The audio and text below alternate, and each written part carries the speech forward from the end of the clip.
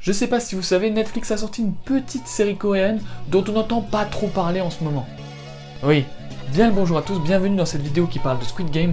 Vous savez, la série qui inonde votre TL Twitter depuis 2 semaines, mais vous savez pas trop pourquoi. Bon, on va voir si c'est la masterclass que certains prétendent. Spoilers, non. J'avais pas prévu de faire cette vidéo à la base, mais quand j'ai vu ce qui se disait à droite à gauche sur la série, j'ai eu envie de revenir dessus. Mais vu que c'était pas prévu, je pense que la vidéo devrait être courte. Normalement. Alors, je vais vous donner les infos habituelles comme d'hab. Donc, il y a une saison de 9 épisodes, c'est scénarisé et réalisé par Hwang Dong-hyuk, c'est sorti le 17 septembre 2021 et c'est la série produite par Netflix qui a le mieux marché, hors production nord-américaine, en tout cas pour cette année. Je vais faire évidemment un résumé, une petite critique avec et sans spoil, tout ça après le générique, bien entendu.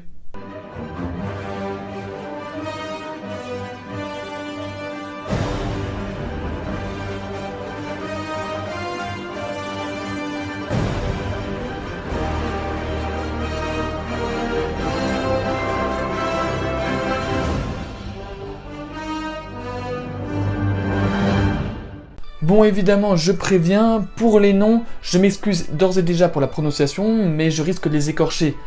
Désolé, je parle pas coréen. Donc, pour l'histoire, on suit un personnage du nom de Song Gi-hoon, qui est globalement un loser et qui accumule les dettes entre le fait qu'il a pas de travail fixe et qu'il passe son temps à jouer à des jeux d'argent. Même à l'anniversaire de sa fille, il arrive à foirer le cadeau. C'est là qu'il rencontre un mystérieux personnage qui va lui proposer de jouer à un petit jeu pour gagner de l'argent. Gi-hoon, au début réticent, accepte et repart effectivement avec ce qu'il a gagné. Donc quand ce gars revient le voir pour gagner une somme bien largement supérieure, Gi-hoon n'a d'autre choix que d'accepter, et c'est là que globalement commencent les emmerdes. Il se retrouve en même temps que plusieurs centaines d'autres joueurs embarqués dans un jeu où perdre signifie tout simplement mourir, chaque épreuve étant en réalité un jeu pour enfants, style 1, 2, 3 soleil par exemple. Le principe est simple, soit tu réussis le jeu, soit tu meurs. L'histoire est sympa, c'est divertissant, c'est vrai qu'il y a pas mal de rebondissements, etc. Mais franchement, est-ce que ça valait le coup d'en faire tout un pataquès comme ça? En fait, genre, j'ai l'impression que le concept de survival game, dont fait partie Squid Game, les gens le découvrent avec cette série. Mais c'est pas du tout nouveau comme concept. Il y a plein de films, d'autres séries et de mangas qui ont fait ça avant. On peut citer Battle Royale pour les films, des mangas, il y en a plein, il y a Judge, Doubt, King's Game, etc. Enfin, ça a été fait plein de fois, mais le grand public est en mode waouh, incroyable, un truc tout nouveau. Bah, pas vraiment en fait. Donc du coup, oui, on passe un bon moment, mais c'est pas si rafraîchissant que certains veulent bien le dire. Et honnêtement, certaines des œuvres que j'ai citées juste avant ont un concept similaire, ou qui s'en rapproche, mais qui font mieux en fait avec ce concept-là. Parce que Squid Game, il y a des moments où ça se foire, on en reparlera après. Donc je comprends que les gens apprécient. Après que ce soit à ce point-là mis en avant, à ce point-là apprécié par les gens, je dois avouer que je suis un peu surpris. Mais bon. Je pense qu'on pourrait découper la série en 3 parties. On aurait déjà la première partie, ce serait les 2 premiers épisodes, qui sont un peu longués, le rythme est vraiment pas super bien géré. Mais bon, on va dire qu'il faut poser l'histoire, voilà, il faut essayer de mettre dans l'ambiance tout en posant des personnages, etc. Donc bon, on pardonne, et puis il y a quand même des bonnes choses dans ces épisodes. Donc là-dessus, ça va, mais c'est pas incroyable. Ensuite, t'as pour moi la meilleure partie de la série, c'est les épisodes 3, 4 et 5, où là t'es vraiment au cœur de l'action, t'es au moment où il y a les choses les plus intéressantes qui arrivent, où t'as le plus de rebondissements, etc. C'est très divertissant à ce moment-là, donc ça c'est vraiment bien. Et ensuite, on a la 3e partie, qui est globalement déception sur déception. C'est-à-dire que c'est assez prévisible, ça raconte pas grand-chose, c'est pas super bien fait, et surtout la fin, c'est d'une clim. Honnêtement, j'ai trouvé ça débile, et 2, ça te laisse sur une grosse question, alors que le réalisateur de la série n'a pas encore prévu de suite. Donc ça se trouve, il n'y aura même pas de suite, et ça te laisse sur une grosse question.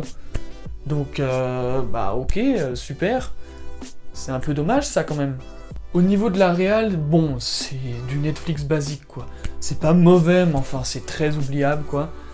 Il y a les décors qui sont pas très nombreux, c'est normal vu le contexte, mais il y en a quand même certains qui sont sympas et tu sens qu'il y a eu du taf là-dessus, et c'est assez marquant, c'est assez visuel, c'est pour ça que ça a aussi buzzé sur Twitter, c'est que dès que tu vois une image, tu reconnais bien les décors de Squid Game, donc là-dessus, même s'ils sont pas très nombreux, ils ont fait fort, c'est assez...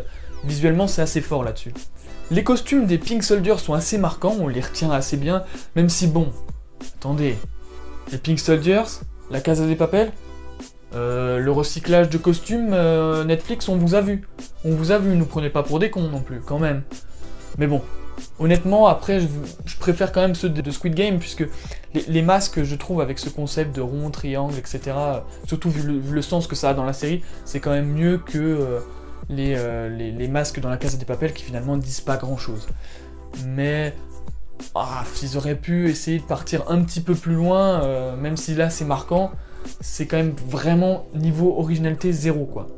À la fin de la série, on a aussi d'autres costumes pour d'autres personnages, je vais pas dire qui et pourquoi pour pas spoiler. Honnêtement, les costumes sont un peu différents donc c'est bien, mais vraiment pas très marquant. C'est pareil, il n'y a pas énormément d'efforts qui sont faits là-dessus. C'est surtout des masques avec des têtes d'animaux donc ouais, ok. Les personnages sont globalement assez bien. Il y a juste un problème, le personnage principal, ce type est vraiment une merde. Je ne peux pas le blairer. Pourquoi on doit suivre ce personnage-là en particulier? Je veux dire, il ne mérite jamais ses victoires. Hein, c'est toujours les autres qui viennent l'aider, qui viennent le sauver, etc.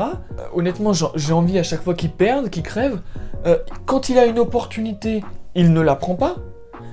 Et du coup, c'est toujours les autres qui lui permettent de gagner et de continuer, etc. Il ne mérite pas de gagner, et les autres, en plus, ont des meilleures raisons de remporter cet argent, etc. T'as plus envie de suivre les autres personnages que lui. Pourquoi c'est lui le principal, sérieux? C'est le truc qui m'a le plus saoulé dans la série, c'est que le personnage qui a été mis comme principal est celui que j'affectionne presque le moins. En fait, c'est ça les deux défauts principaux pour moi de la série. C'est effectivement le personnage principal qui est juste insupportable et on veut nous le vendre comme un mec bien, etc. Alors qu'on a bien vu au début de la série que c'était pas du tout un mec bien et au contraire c'était un loser. Et la fin. La fin est vraiment pas bien. Elle est vraiment mal faite. Même elle déconstruit des trucs qui ont été faits avant donc ça fait vraiment chier. Pour moi c'est les deux défauts principaux de cette série. Après, pour le coup, les autres personnages, je les aime bien. Notamment, alors du coup, Sae Biok, Cho Sang-woo et John Woo. John Woo, c'est le policier là qui s'infiltre. Je les trouve assez convaincants et en fait plus intéressants que le héros. D'ailleurs, il y a l'un des trois personnages que j'ai cités qui a des réactions beaucoup plus logiques vu le contexte que le héros qui essaye de se faire passer pour un pseudo gentil quoi.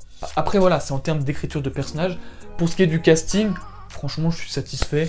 Ils correspondent bien à leur personnage et ils jouent globalement bien là, y a rien à redire là.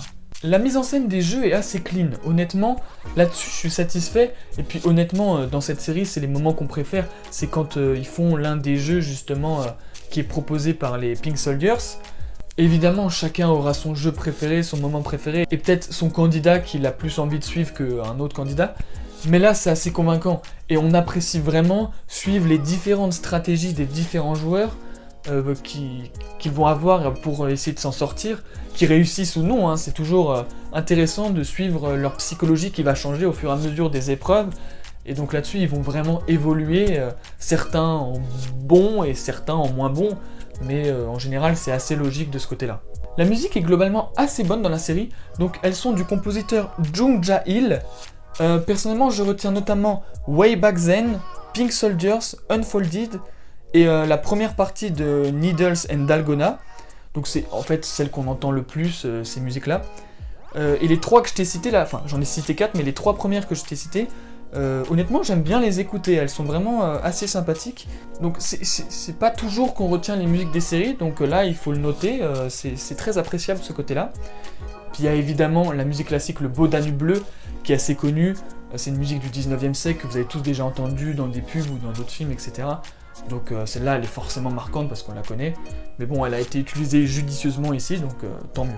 Bon, on va déjà passer à la partie spoiler. Comme je l'ai dit, je veux pas m'attarder trop longtemps sur cette série parce que j'ai pas énormément de choses à dire non plus, et puis que c'était pas une vidéo prévue de base, mais j'ai encore des choses à dire dont je voudrais parler avec ceux qui ont vu la série. Donc si tu t'en fous d'être spoilé ou que t'as vu la série, on se retrouve tout de suite, et sinon bah à plus. En tout cas, on passe à la partie spoiler. Spoilers.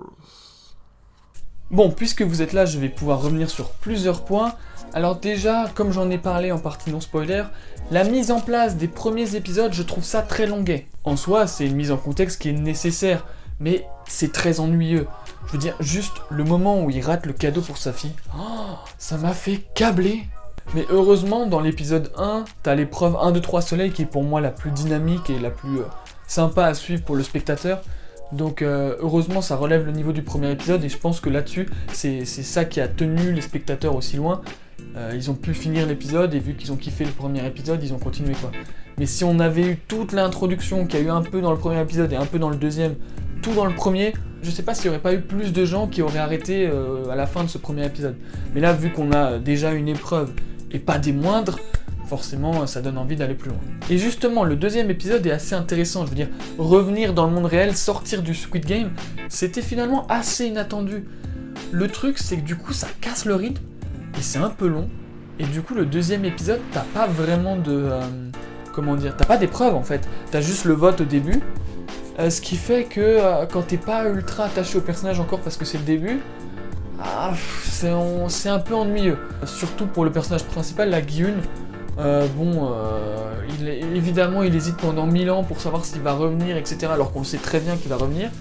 Et je trouvais ça plus intéressant en fait de suivre les autres qui reprennent leur vie normale, mais qui savent très bien que eux, dès qu'ils peuvent, ils comptent bien revenir. Qui sont décidés et qui sont déterminés à gagner cet argent parce que c'est important pour eux. Et ça, c'était plus intéressant à suivre que le personnage principal qui va voir à la police, mais qu'ils le prennent pour un mec bourré, après il hésite, etc. Bon, heureusement que ça dure pas si longtemps que ça, parce que sinon, ce serait pas super top, quoi. Ensuite, les 3 épisodes suivants, c'est vraiment le cœur de l'histoire. C'est ça qui nous prend le plus, c'est ça qu'on aime le plus suivre. Il y a plein d'épreuves, il y a plein de rebondissements, etc. Il y a quand ils se battent la nuit, etc. dans les locaux. Et puis il y a le GOAT de la série, le flic, là, Jun-ho, je crois qu'il s'appelle. Lui, il a carré tout le monde, hein. Vraiment, heureusement qu'il est là. En revanche, j'ai pas trop compris l'intérêt de s'attarder sur les mecs qui vendent des organes, donc certains Pink Soldiers et le chirurgien, là. Parce qu'on en parle beaucoup. Alors bon, si, ça permet un peu de développer Jun-ho et de voir qu'il fait des trucs... de son côté, mais bon, finalement ça n'a pas mené à grand chose et ça n'a pas servi à l'intrigue plus que ça, si ce n'est éventuellement que lui, du coup, vu qu'il faisait des trucs pour les Pink Soldiers, il avait le droit en échange d'avoir des infos sur les prochaines épreuves, ça d'accord, mais je sais pas, je m'attendais à ce qu'il y ait à la fin de la série, ce coup des organes, etc., ça joue pour un truc, bon, au final, pas pour le moment, donc c'était pas mauvais, c'est juste que je m'attendais à ce qu'il y ait quelque chose en rapport avec cette intrigue, et finalement pas tant que ça. Ensuite, on arrive à la fin, qui est finalement assez décevante. Déjà, premièrement, on arrive à l'épreuve où il y a donc les verres, et ils ont le pont en verre, et ils doivent savoir si c'est la bonne ou si c'est pas la bonne. Ça, c'est une épreuve qui est sympa au niveau de la psychologie, mais je trouve qu'elle est bien moins intéressante que les autres, parce que les autres, t'avais toujours moyen de trouver une façon de t'en sortir. Si tu vois, c'était, il y avait un petit côté, il fallait trouver une stratégie. Alors que là, c'est vraiment du pif, c'est vraiment du hasard, quoi. Tu t'es fait niquer, tu te retrouves au début, bon bah t'es mort, quoi, tout simplement. Bon. Puis en plus, ça enchaîne les facilités scénaristiques parce que, comme par hasard, t'as un mec qui arrive à reconnaître les vers, mais qui se retrouve vers la fin et qui est juste avec nos héros. Bon. Mais lui, il se fait finalement buter, et comme par hasard, qui reste à la fin? Les 3 personnages principaux. Ah, quand même, là, c'est... bon... Trop simple et trop évident. Puis, c'est pareil.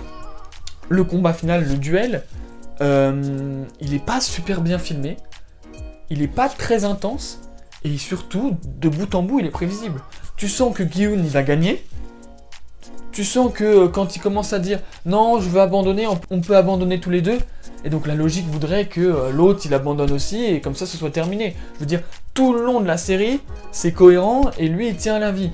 Et là, tout d'un coup, il se suicide, il se slash, et pour que Gi-hun gagne. Et non seulement c'est pas très cohérent avec le personnage, mais en plus, tu le vois tellement venir que c'est pour que Gi-hun il gagne et qu'il ait son sa thune, etc. Alors là, c'était vraiment dommage, quoi. D'ailleurs, cette épreuve-là, le duel de fin, c'est quasiment la seule épreuve, le seul jeu que Gi-hun gagne vraiment sans avoir eu de l'aide ou sans tricher, etc., quoi. Il y avait juste celle où il faut lécher les gâteaux, là, où il a plus ou moins gagné de lui-même. Mais sinon, à chaque fois, on l'a aidé, on l'a sauvé, on a carré le truc pour lui, quoi. D'ailleurs, on va s'attarder sur ce personnage, hein. Je vais vous expliquer pourquoi je l'aime pas, parce que ces choix débiles du début à la fin de la série, oh là là là là, j'ai pas arrêté de rouler des yeux tellement ça me gonflait. Donc déjà, si je dois résumer le personnage, au début, il nous est présenté comme très apathique, le mec joue, il a des dettes, etc. Il fait rien pour sa fille, il loupe les seuls moments qu'il a pour sa fille. Il a une opportunité de se racheter, pour sauver sa mère avec l'argent du mari de son ex-femme, du coup. Et non, il faut qu'il fasse une crise d'ego. Non, je veux pas de ton argent, etc. Oh là là là là. Oui, je sais, l'argent n'achète pas tout. Je comprends pourquoi il pense comme ça. Mais je veux dire, quand ta mère est sur le point de mourir, tu fais pas le difficile comme ça. Il faut arrêter un moment. Et puis du coup, on a ce personnage-là au début de la série. Puis après, quand il arrive dans le Squid Game, ça nous le fait passer pour un mec tout gentil, qui veut essayer de sauver tout le monde, qui veut faire une équipe, qui veut qu'on s'en sorte tous ensemble, qui est effaré quand un personnage en tue un autre, alors bah... C'est le principe du jeu, malheureusement, hein, c'est pas bien, mais enfin, je veux dire, t'avais qu'à pas participer. Tu vois, tu pouvais partir, t'es revenu. Donc, ouais, je trouve ça ultra hypocrite, c'est-à-dire que on veut nous le faire passer comme un ange à certains moments de la série, alors que non, hein, t'as foiré ta vie, t'es un loser, t'es une merde. C'est quand même pour ça que tu te retrouves là. Ensuite, donc, pour ce qui est des autres personnages, il y a donc Park Hae-soo. J'ai trouvé que c'était un assez bon personnage. Honnêtement, il a raison d'agir de cette manière-là. Oui, il pousse l'autre pour essayer de gagner. Certains vont dire que c'est un salopard, mais en vrai... c'est le principe du jeu, il peut en rester qu'un à la fin, donc c'est celui qui est le moins hypocrite finalement. J'ai pas du tout aimé dans le dernier épisode le fait qu'il perde.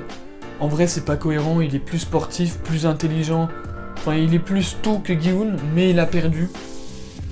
Et alors son suicide c'est encore moins cohérent avec le personnage, c'est juste pour faire une scène un peu marquante, etc.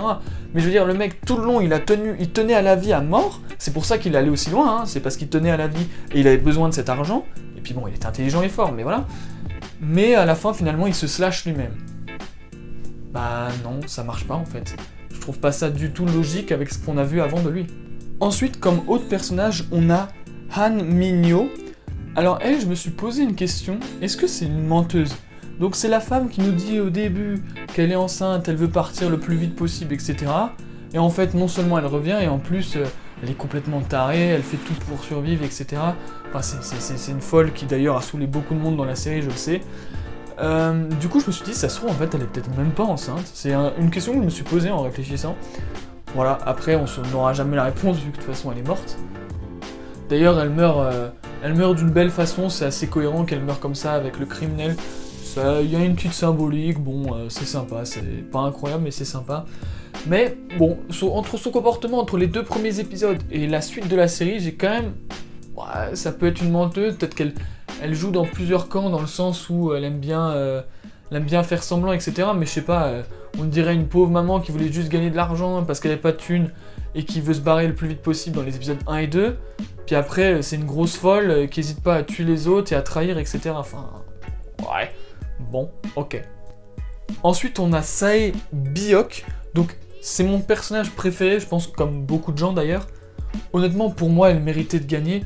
D'ailleurs, question, mais Gi-hoon, lui a fait une promesse, enfin, il l'a pas promis, mais il s'est occupé de sa famille ou pas? Parce qu'on le voit s'occuper de son frère déjà à la fin, longtemps après.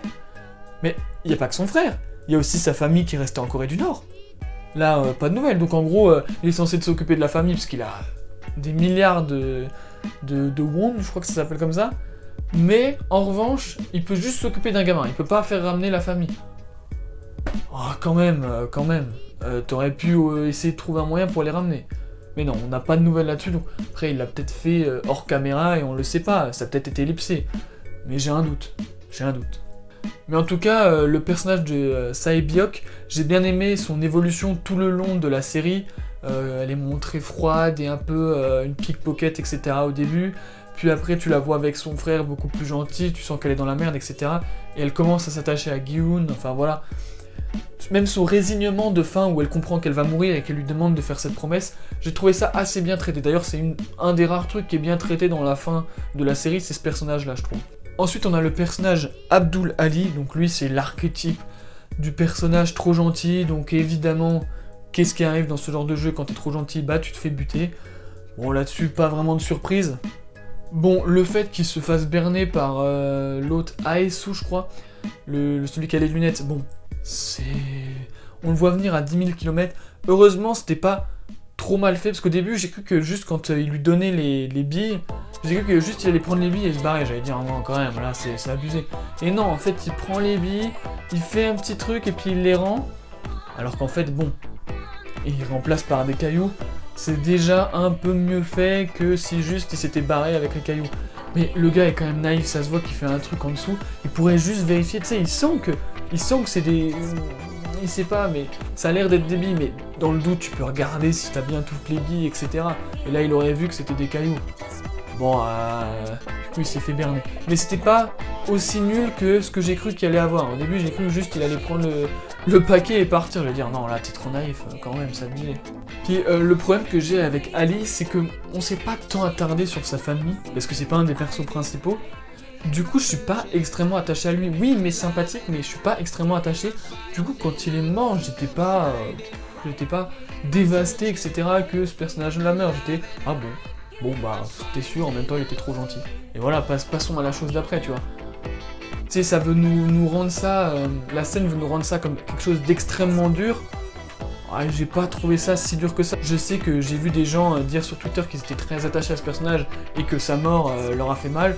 Moi, je vous avoue qu'elle m'a fait ni chaud ni froid, quoi. Ah si, j'exagère un peu, mais pas grand-chose, quoi.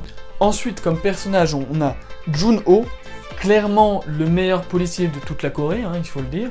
Le mec, c'est un crack. Le truc que je regrette le plus avec ce personnage, c'est qu'il n'est pas croisé tous les autres, en fait.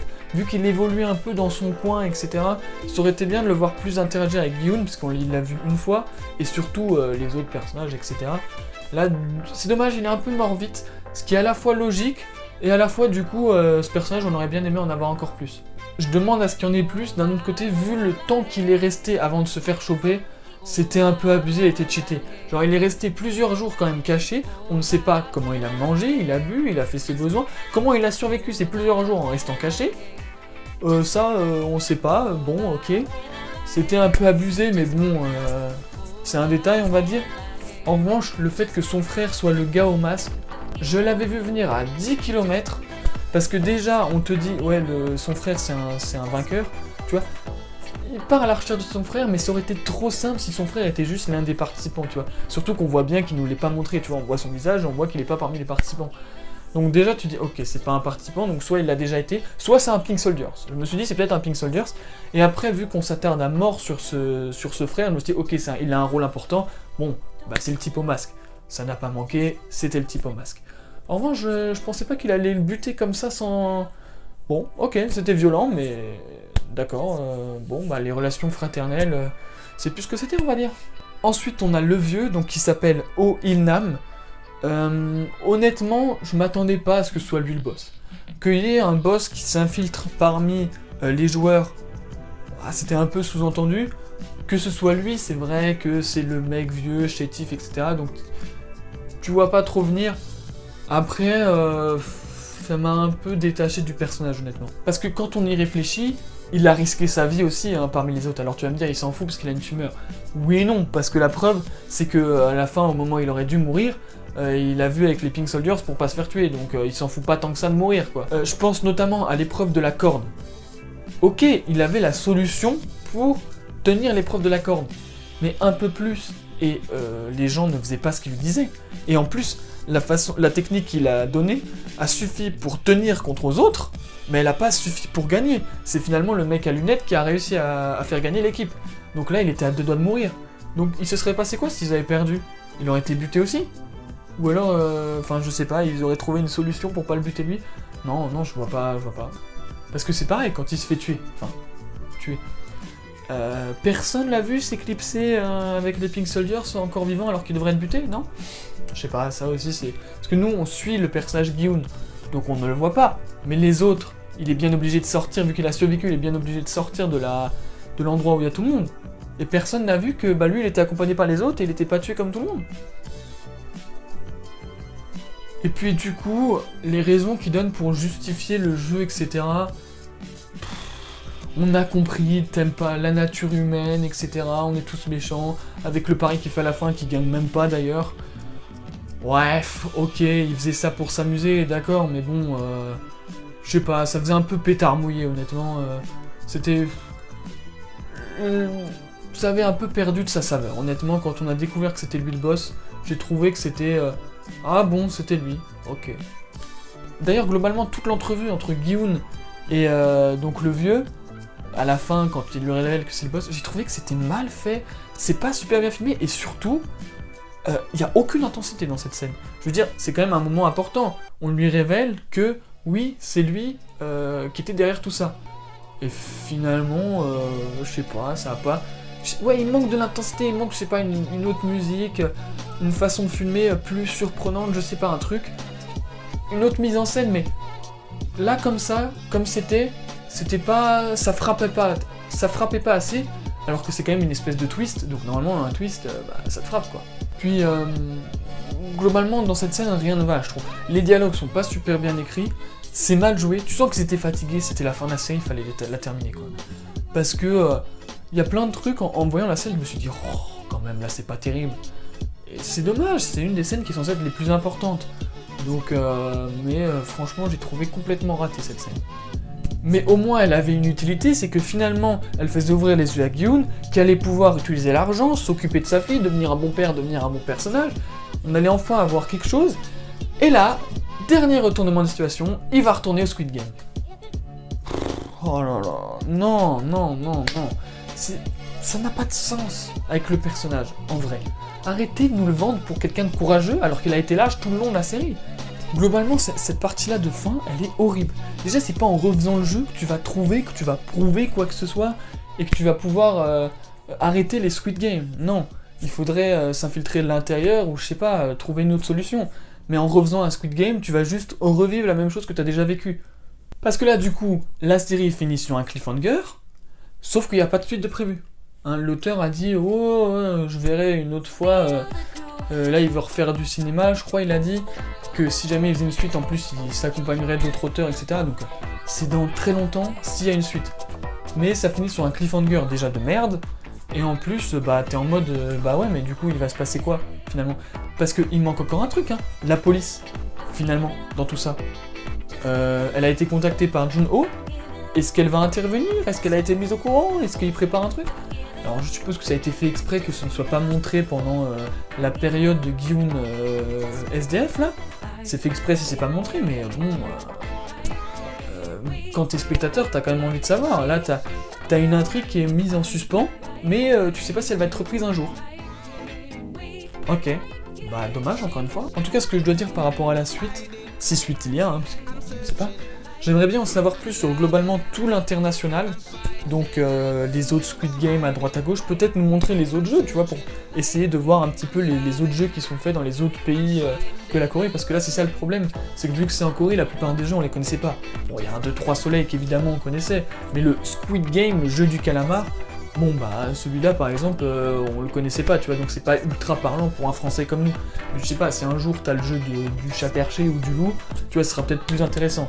Mais peu importe, en tout cas j'espère en apprendre plus sur les VIP, sur l'international, et puis voir une action de la police enfin, parce que là, du coup il y a un policier qui a agi pendant toute la série, donc tu peux pas dire que la police n'a rien fait. Il y en a un qui a tout fait. Tous les autres n'ont rien fait. Ils n'existent pas, ils sont au courant de rien, ce qui est compréhensible sur le début de la série, un peu moins sur la fin, quoi. Donc, on va voir si suite il y a, j'espère qu'il y en aura une quand même si j'étais un peu déçu par la série. On verra bien, en tout cas s'il y en a une, c'est pas tout de suite. Bon voilà, c'était mon avis sur Squid Game. Je vais pas détailler tous les points que j'ai pas détaillés, puisque voilà, c'était pas prévu de base et j'ai pas envie de passer 107 ans sur cette série. Mais globalement, j'ai dit ce que j'avais à dire. En tout cas, si t'as aimé cette vidéo, tu peux liker, tu peux partager. N'hésite pas à mettre un commentaire sur ce que t'as pensé de la série, ce que t'as pensé de ma critique, est-ce qu'il y a un point sur lequel t'aimerais revenir. Abonne-toi aussi, hein, ça fait toujours plaisir. Et puis moi, je te dis à plus pour une nouvelle vidéo en vrac.